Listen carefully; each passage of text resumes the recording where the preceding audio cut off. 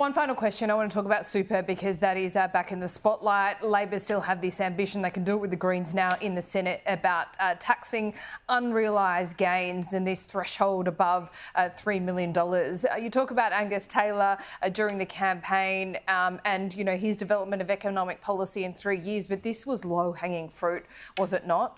That really the Liberals did not prosecute during the campaign, did not warn Australians about. They just let the government run on this idea that it only affects 0.15% of Australians. I mean, I think Australians understand the unfairness of taxing gains that haven't been realised yet. That is, you know, profit that the government thinks they'll get, but they haven't got. Well, I'm going to disagree with you here, Laura. In fact, this was one of Labor's first policies. They came out of the gate with this at the beginning of the last term of government. After saying that they weren't going to make any changes to taxes, and after saying they weren't going to make any changes to super, they broke two lies in one go with this policy. But where was that during the campaign? We immediately said that, you know? Not only... I know, hang on. We said this 2 years ago, Laura. We said not only do we not agree with this policy, would we oppose it? Yeah. Would we oppose it, but we would repeal it? We said that we would repeal it in government. Now, that's not a small deal. And we said that because it is so profoundly unfair. Not only does this tax superannuation after people have committed money that they've already put away on a promise that it would not be taxed 30%, that it would only be taxed 15%.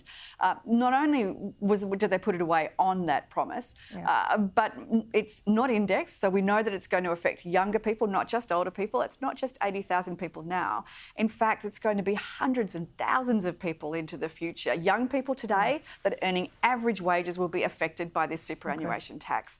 And moreover, it's also a tax on unrealised capital gains. You don't even have to have made a profit to be taxed on that profit. That's disastrous on so many levels. Now, Labor had the opportunity to pass this legislation. They had the opportunity to pass this legislation in the last parliament. And they had that, but two of the crossbench in the Senate said, you have to remove the indexation. Labor refused to do it, which I think speaks volumes of what it is that this tax is intended to do. It is a retirement tax. There is no doubt about it. And this is going to be following Labor around for a while. Now, I would hope that the new economics team that include people like Andrew Charlton as Cabinet Secretary and also Danny Molino as Assistant Treasurer, these are two people that have profound experience in economics, a lot of academic as well as professional. I'm hoping that they'll speak sense to Jim Chalmers, who is, as we know, the king of spin, as opposed to the real doctor of economics. These guys might be able to help Jim Chalmers see the light on this. It's a terrible policy. We will see. Jane Hume, thanks so much for your time. We'll see you soon. See you, Laura.